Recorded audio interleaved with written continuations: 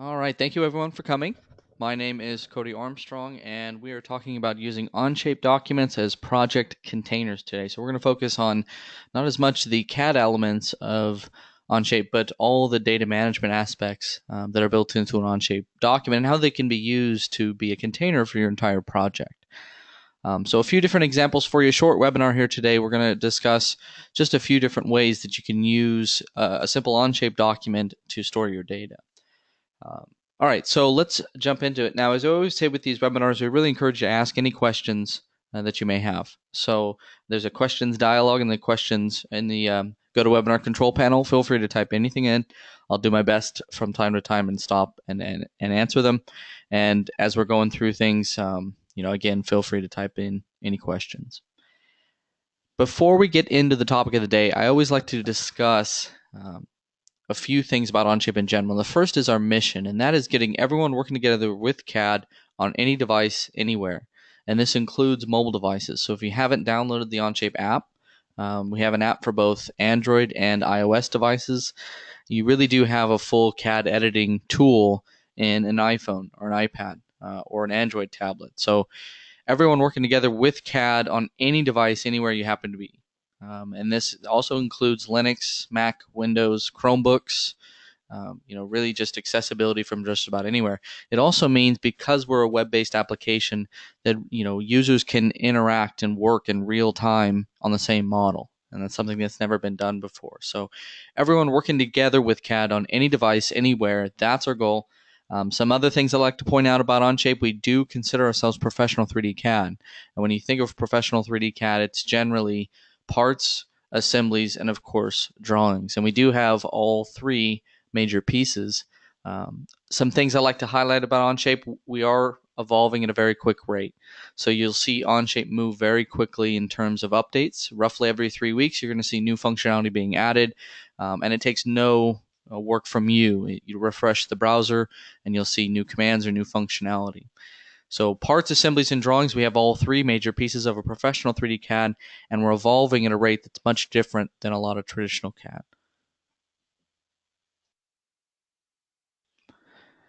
Also worth pointing out, we have built-in version control. This is very relevant to what we're talking about here today. When we talk about Onshape as a project container, version control is a big part of that. How do we manage major milestones in the design or the project? So version control with Onshape is built into the core, and we're going to discuss a lot of that here today.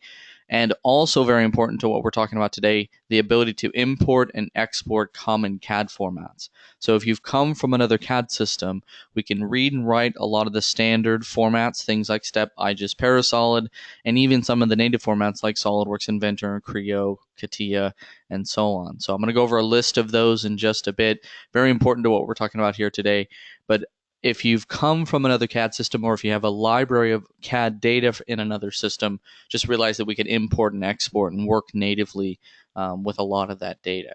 So just read and write common CAD formats. The last thing to mention, I've already briefly discussed, is entirely new methods of collaboration. So you have tools or capabilities to share and see each other's screen dynamically in real time and work together in the same model in real time.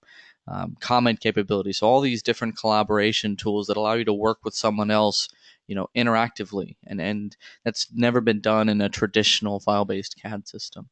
So new methods of collaboration really all integrated into a single platform. So what are we going to talk about here today?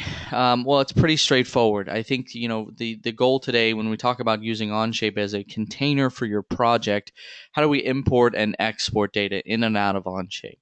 And there's some reasons we're going to do this. I'm going to go over this in just a second. But I have just a few examples where you might use Onshape as your project container, where maybe I've modeled the design in some other software and I'm just using Onshape as a storage tool and a version management tool. As I mentioned before, I always answer any questions that you have. So again, feel free to type in any questions in the questions dialog in the GoToWebinar control panel.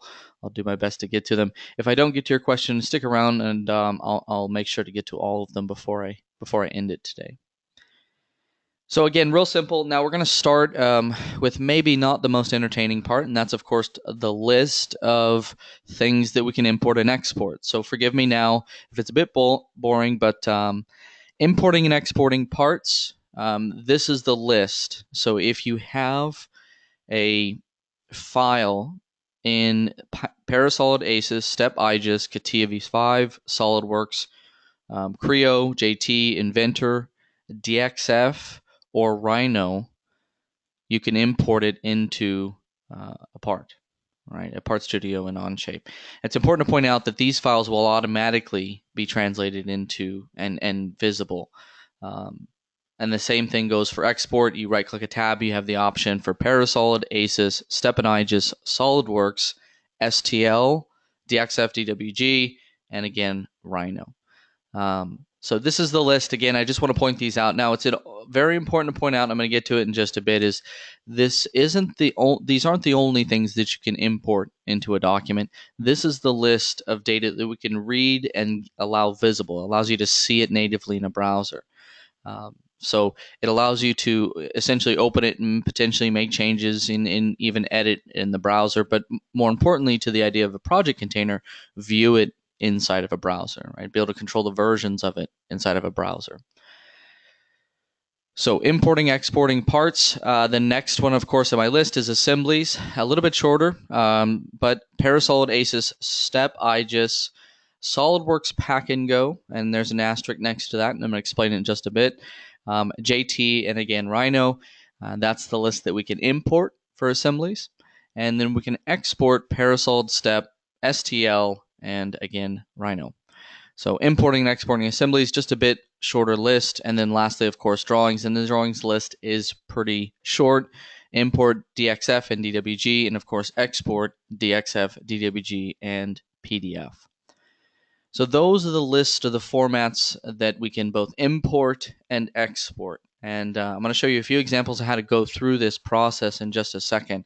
But the main thing I want to point out, before we get to that, one last thing for SolidWorks users. If you're a SolidWorks user, the Pack and Go zip file. I mentioned before we can import a Pack and Go assembly. The way to do that is to save your assembly as a Pack and Go zip file, and then we import the zip file. The important thing to keep in mind about that is the Pack and Go zip file name must match the top level assembly name in SolidWorks. It's the default setting, but just keep in mind, don't change the zip file name.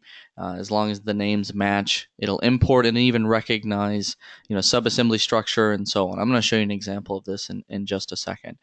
But an important tip for SolidWorks users, make sure the top level assembly name matches the zip file name.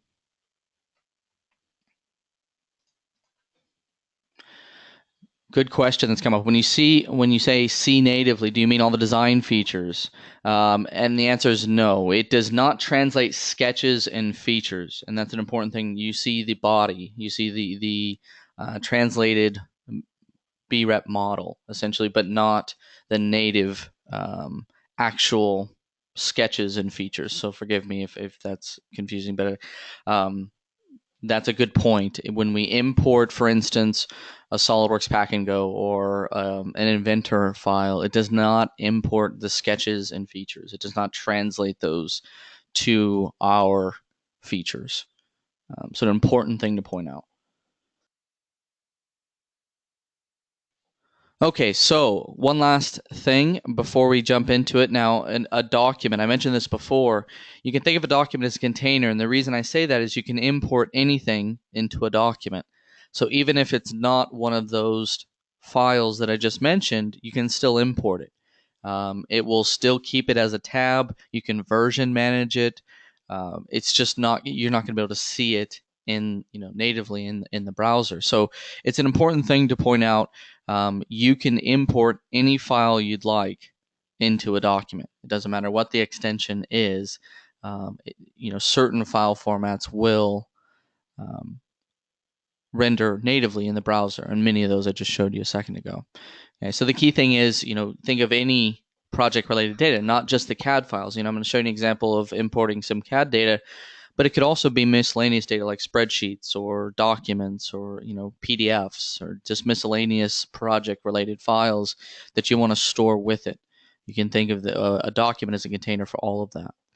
And many of them, and not just the CAD data, but things like PDFs and images and video, can be rendered natively in the browser.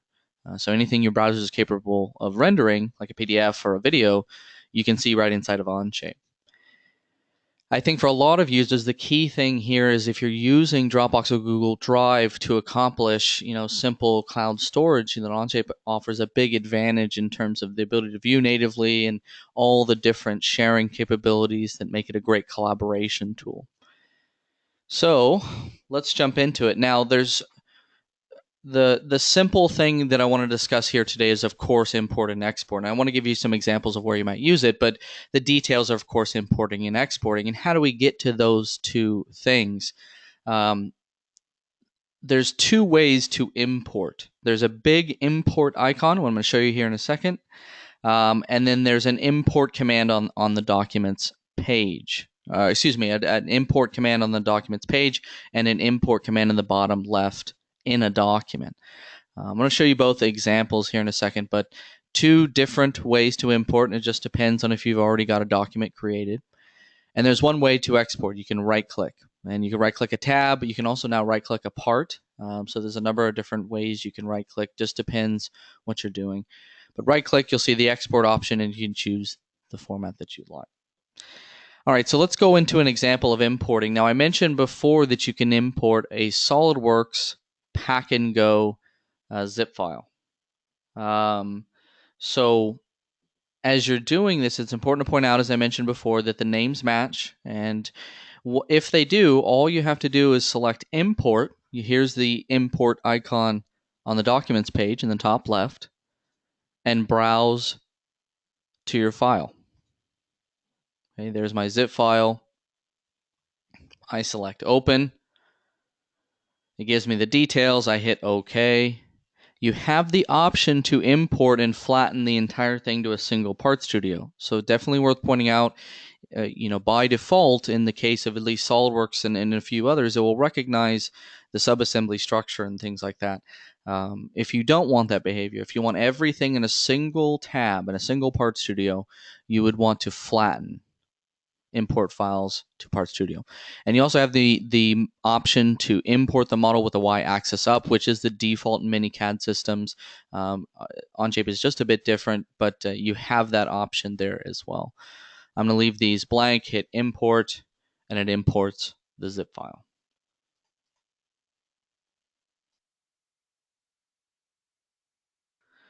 A question that's come up, is it likely that complete design features will ever be part of the import-export paradigm in the industry? My opinion, no, and I think many people's opinion, no. It's a very complex and it would be a very tedious thing to maintain and manage. I've heard of one-off applications where it's worked in a certain scenario, but by and large, I don't see it as the ability to translate between CAD applications is a very likely thing in the near future. That's just my opinion, though. So. Okay, moving on. I mentioned importing. We have the zip file now imported. You'll see comealong.zip. That was the file that I imported, and now it's created a new document.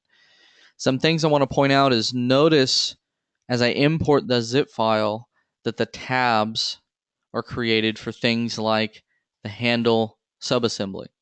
So as I mentioned before, it does recognize the structure of the assembly, and if you choose not to flatten it, you will get different tabs showing you different pieces of the assembly. And of course, you have the main tab here with the top level assembly. Some things I want to point out, and this is a good question coming from earlier, is, well, what about the parts and what comes across in terms of the parts? And as I mentioned before, you get the parts, you get all the part data. So here's all the part models, of course, and I can see them and I can even edit them in their own tab. What's important to point out is there are no sketches. You'll see import as the feature, right? So it's a body, so to speak. But you can make changes to these. So if you decide that you need to make a small tweak, for instance, and also worth pointing out, they're imported all together. in the orientation they were modeled. So you'll see these parts are on top of each other, but it's very easy for me to right click one and just say to hide the other parts, and I can quickly get rid of them. And it even imports the surfaces. So here you'll see there's a few surfaces that were used to construct the grip. It imports those as well. So I've broken it down to a single part, and I can even make changes in this part. So I can do some simple direct editing, for instance. We could do something like a move face with an offset where I select the two circles. And maybe I just want to make the hole just a bit bigger. I can grab and resize. And maybe I just want to make it 1/8 of an inch bigger. Right, so simple move face. I can move things in and out, change simple values. If you need to tweak something, this is definitely an option, and you may not have to go back to the original model in the original CAD system. So it's worth pointing out, you import the assembly. In this case, it breaks down the tabs in the documents. It gives you a tab with all your parts. You can isolate the parts and start making simple edits if you'd like to. But more importantly, you can share this document. And I think that's the big thing that I want to illustrate here today, is you can share, right? So I want to point this out for those new users. If you haven't shared your document yet, there's a big share icon here. If you're familiar with Google Docs, it's a very similar workflow. You hit the share icon, and you punch in their email address, right? onshapemold@gmail.com. Define their permissions, and a very important step. Right? What kind of permissions would I like to give them? Edit and share, edit, view, and comment. Okay? And then you hit share. They can immediately see the document, so they don't need to download or install anything. So it makes it an easy way to maybe have the model verified or checked. You can also use this as a way to share with the machine shop or the shop floor. Maybe you're looking to share drawings. And the main thing I want to point out is, you'll see it. So you'll get a visual cue here that they're in the document, and you can chat with them. I can even tag a comment, for instance, to a feature. So I can add a comment that says, does this look good? And he can see it. So he immediately gets a little notification indicating there's a comment there. I can even tag an individual feature, for instance, the hole that I changed, add a comment to that saying, is this hole diameter right? Right? Add the comment to the feature, and he gets, again, a notification. He also sees the little comment indication there. Right? So you'll see a little comment flag. The person I'm sharing with also sees that. They can click on it. It will go to the actual comment, and they can reply. Right? And you'll see, again, one reply, yes. And so I can communicate with the person I'm sharing with. It's a very easy way if all I'm trying to do is maybe share with a vendor, or if I'm trying to share, view only, for instance, with someone that's overseeing the project, or potentially a customer even. So lots of neat implications here, but the big thing is it's very easy to share. They don't have to install anything or download anything, and it's a very simple thing to do.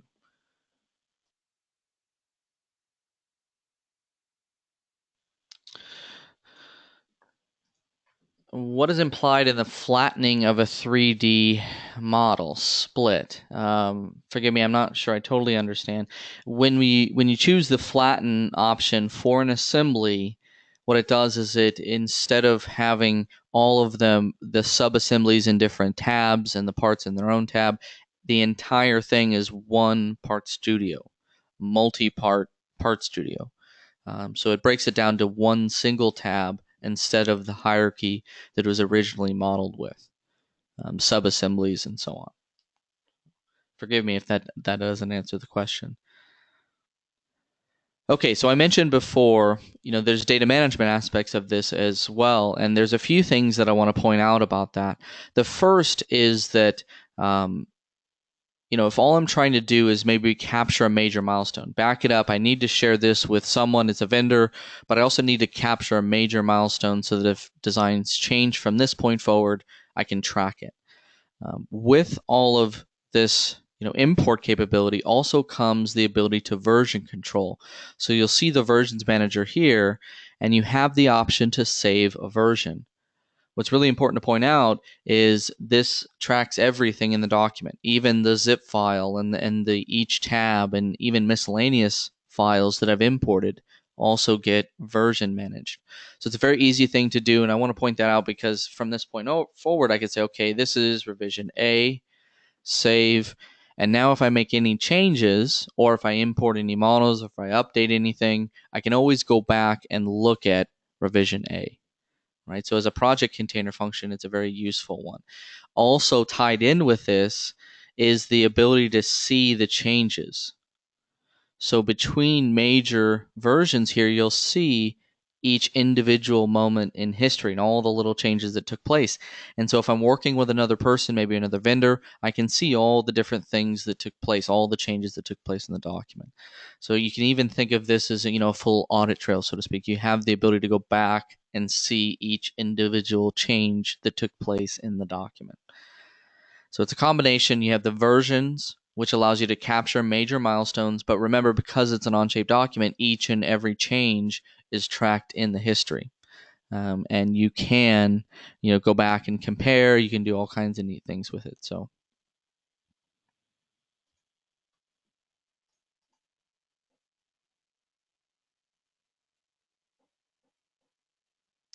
a question, this may be out of the scope. If so, feel free not to get into it. When making changes in the imported assembly, don't we run into collisions? There will be, situations if you're making changes where you may run into a collision. That's certainly not unique. I don't think to Onshape. The neat thing I would say about our tools is that we have, an integrated collision tool in our section view command. So if you do a section view, and I've had drag back here, I don't have very many collisions in this. Here's one. You'll see the hook is colliding with this centerpiece. So you do get visual feedback. The bright red is the collision, so to speak, between two parts in the assembly. You will see that in the section view. And that's just a general tip about Onshape. And by the way, is if you're looking for things like collisions between parts, it's in the section view tool, and they will turn bright red.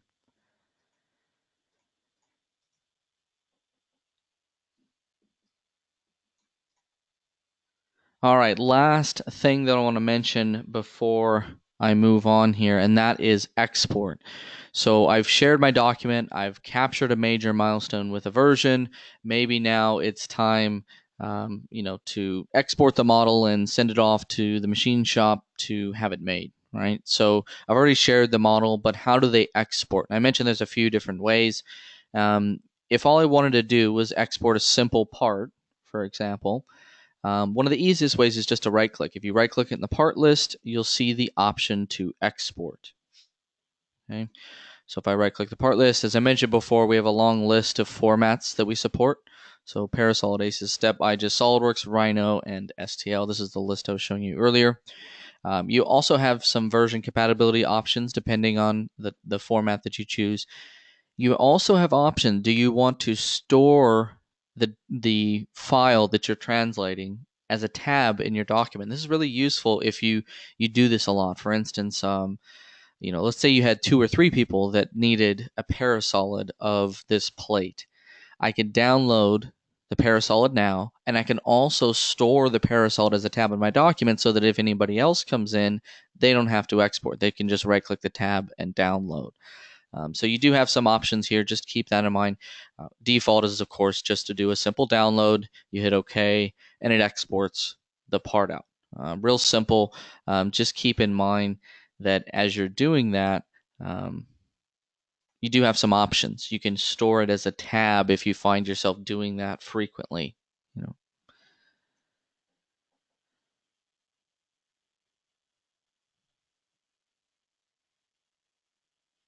Okay. Moving on, let's go over another example of this. So just to recap here, Jumping back to my slides real quickly, version management. I just showed you just a brief overview of that, but version management's built in. You click Save Version, and you have a snapshot of the entire document. And history gives you essentially an infinite undo capability. So every change that's happened to the document since the beginning of the document is stored in the history.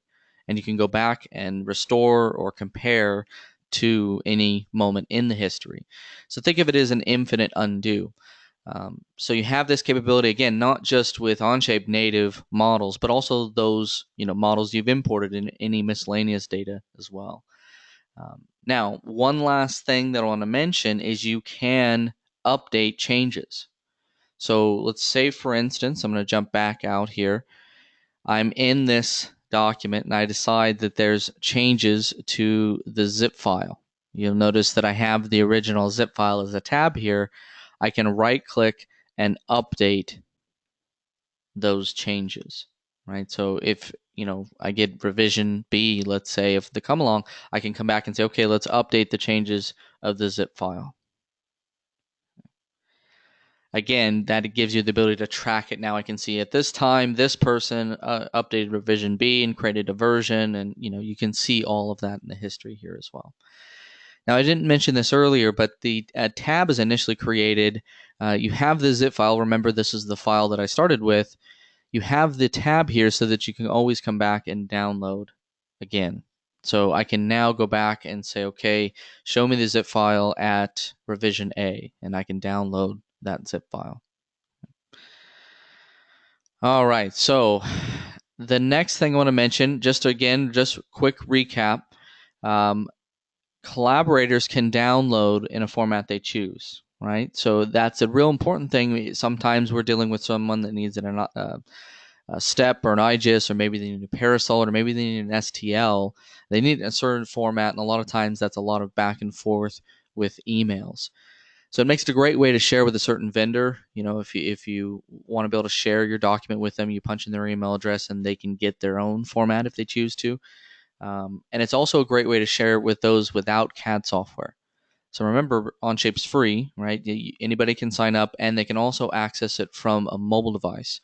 So, if you want to share with a customer and, they don't know anything about CAD, you can send them a link, they could download an app, and they're looking at the model, same model you are, and then they can see it update in real time.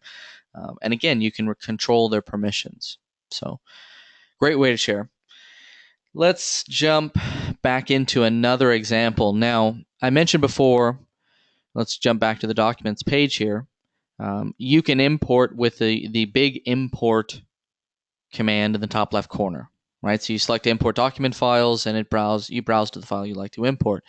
And that's one way of doing it, but you can also create a new document.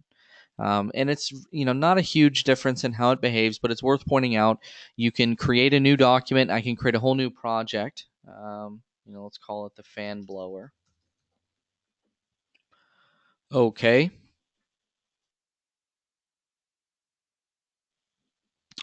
And now I've got a new document. Now remember, a document, yes, you can build parts and assemblies and drawings and import everything into it, but think of it as a container for the entire project. So now that I've got this new document, I can import more data into it, right? Now, you have the import in the top left corner of the documents page. You have an import here as well. So in the Create tab menu, you have import, and you can browse to the file you'd like to import. We'll import this parasolid. Okay. So browse to the parasolid, you hit open. Again, you get the same options. This is a parasolid assembly, so you get the flatten option. You also get the y-axis up option. I'm going to go ahead and import. Again, notice that it creates a parasolid tab for the original file so that you can always come back and either update or download maybe a previous version of the parasolid, and look at changes over time.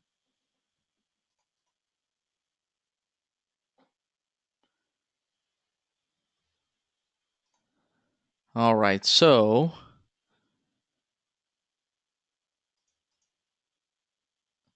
here is the assembly. So again, real simple. If it's a file format that we can translate, we do, and it's instantly visible in a browser. Right now I can share this and someone else could be looking at it in real time, or I can just simply use it as a cloud storage mechanism.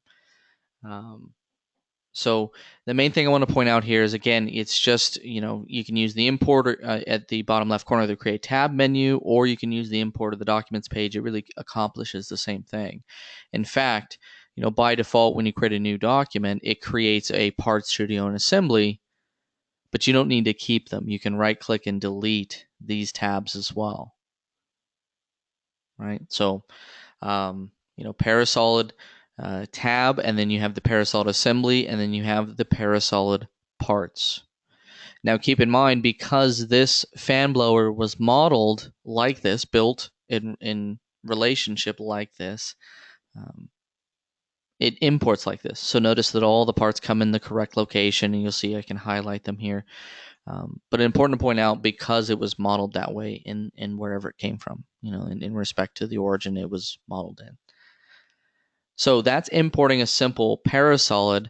Now, as I mentioned before, it's not just things like pack and go zip files or Parasolid files.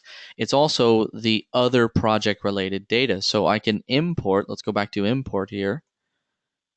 Other data as well. Let's choose a Word doc, a text file, a spreadsheet, and a PDF. So I have 4 documents. I can shift select or control select or command if you're on a Mac. Select as many docs as you'd like, or as many files as you'd like. Hit open, and it imports each one into the document. Right? So very easy to do. And again, notice a tab is created for each file that you've imported. So here's a text file. You're seeing the details for the text file. Here's a spreadsheet. Here's a PDF. So you get a breakdown of each file that you've imported into the document. And as I mentioned before, you have the abilities to update with changes over time, so you can come back and make changes to this. But again, just kind of driving home the idea that the document can contain anything that you'd like, including miscellaneous project-related files. So a text file, for instance, is viewed natively in the browser. A PDF is viewed natively in the browser. Video, images, those kinds of things. Now, Word docs and some of the proprietary formats that you can't view in your browser won't, and they'll just be stored as a tab. But you get the ability to version manage them, to come back and download previous versions of them. So you get all those capabilities kind of built into the core functionality. Okay, so I have one last example for you. We've imported a pack and go zip file. We've imported a Parasolid with some miscellaneous files to go along with it. The last thing I want to show you is a Dxf, and this is for those that have maybe a big library of Dxf or DWGs, or maybe you work a lot with 2D CAD. We can import and work with that data as well. So let's just jump back here and we'll create a new document called Dxf. And again, I'm going to use the same create tab in the bottom left corner. We'll import, and we'll import a DWG. So same exact process for a Dxf. I choose open, it imports it. And with a DWG, you'll get, of course, the tab holding the DWG file. Same reasons as before, you can download it and update it. But you also get a translated tab, and this is where it translates it to an Onshape drawing. And here you can actually make changes to it. But again, a great way to view your library of Dxf and DWG files. So if you have a big, library of that data, you can also view that natively in a document as well. So that is the Dxf. Again, the main thing there is we can import it, but we can also view it. So if you have a lot of this data and you're looking for a way to view it, you certainly can. We can also do these things, again, from just about any device. So, definitely worth checking out. I wanted to point something out here as well.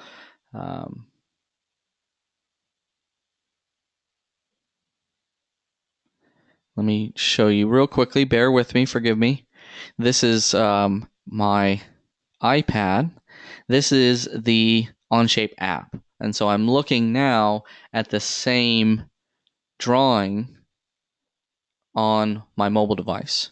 And so if you're trying to share your drawings, this is a great way to do it. Again, you can import the Dxf DWG. We view it natively in a browser, but you also have the ability to view it in a mobile device. So if you're trying to share with the shop floor, you have someone that has an Android phone and you want to be able to see the drawings, you can do that. Right? Again, the Onshape app is free. They can create a free account and share your drawings with them, and it's an easy way to communicate with others. So just wanted to point that out, that it also works with Onshape Mobile. And if you think about, kind of the implications there, you can use it as a great way to communicate with a lot of different people who you may not have shared with before. So that is what I had planned. I'm going to stick around and answer any questions that you have. So forgive me. I know there's a few there. Just one last thing I want to mention. Going forward, if you're just getting started in Onshape, we really encourage you to try Onshape in your professional work and let us know what you think. There's a feedback tool that's built into Onshape. It's a very easy to use mechanism, and it's an easy way to give us your feedback and let us know, what it is that you need to use this in your professional environment. So try Onshape. Let us know what you think. Invite others and share. Share your documents. I mentioned it before. I've shown you how to do it. It's very easy, and you don't have to download or install anything. It's instant, right? The last thing I want to mention is if you've been using Onshape a while, maybe you're interested in meeting local users and maybe establishing your own user group. We'd love to hear from you. We'd love to help you set up and get that started. So that's what I had planned for today. I'm going to stick around and answer any questions. So bear with me for just a second. But that's it, everyone. Thank you.